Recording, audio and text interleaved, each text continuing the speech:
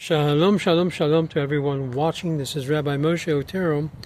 As I'm looking through all of these different posts that's coming through TikTok, from Facebook, and other mediums, one thing that really just jumps out at me, and that is the consensus of so many groups that are basically realizing that our country is at a precipice of being brought down by these individuals who run mosques, talking about Islam or Islamists in every part of the world. And there are so many things happening, it's hard to keep up. In Texas, in Michigan, in Minnesota, Chicago, here even in Florida. So many different attacks being launched because of these Muslims. You've read and heard what's going on in the part of the town in Minnesota where you have over 60% of those Muslims from Somalia and other parts basically on the hook for programs that would pay them their sustenance, their food. We know over billions of dollars have been spent and wasted on them, and they in turn send it back to their families and friends in Somalia. Most of them were basically asked questions like, do you support the United States? Do you basically believe that this country is a better country to be in than your former country, Somalia? Almost every single one of the Somalians answered, no, I would rather be in Somalia. I would rather be under Sharia law. Shocking because anyone who's studied what is Islam today, you know very clearly, their whole mindset is to be able to take over America and make it part of a wasteland of the Muslim faith. There's also something that caught my attention, and that was a pastor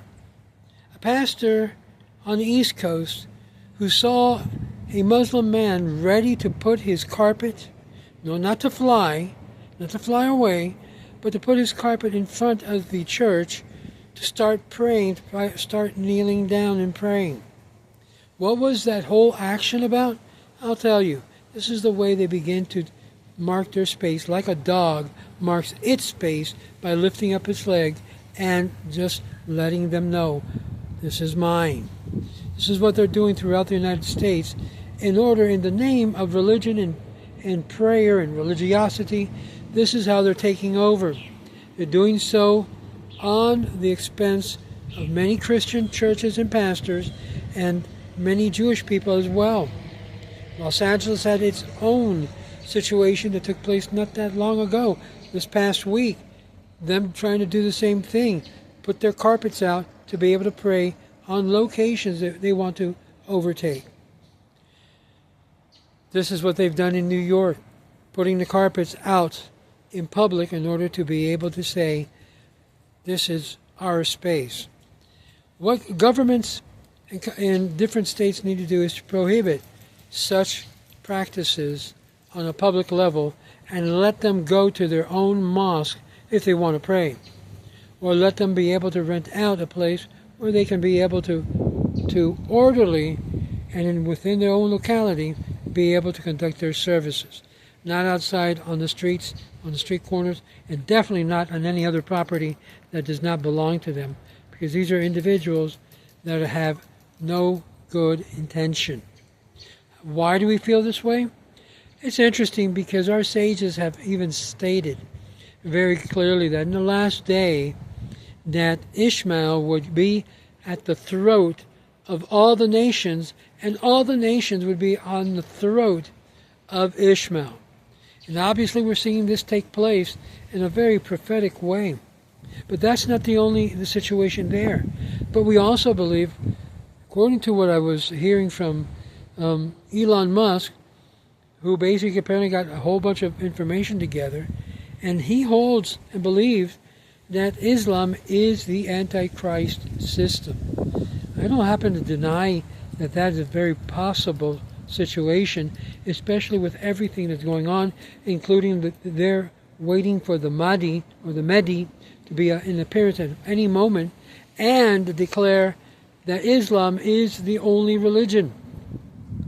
Not to mention that they also believe that Jesus will return back and tell all of the Christians that they have to accept Islam as the ultimate and final belief system. This would give them a complete power. Now, what do we do? Let me make some suggestions of what we ought to do. Number one, don't give them an inch. And by that I mean be inhospitable to any Muslim coming to your congregation to roll out the carpet.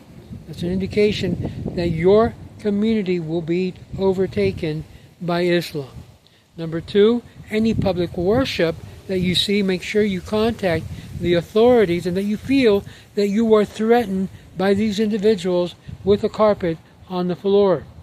Number three, collaborate with the authorities.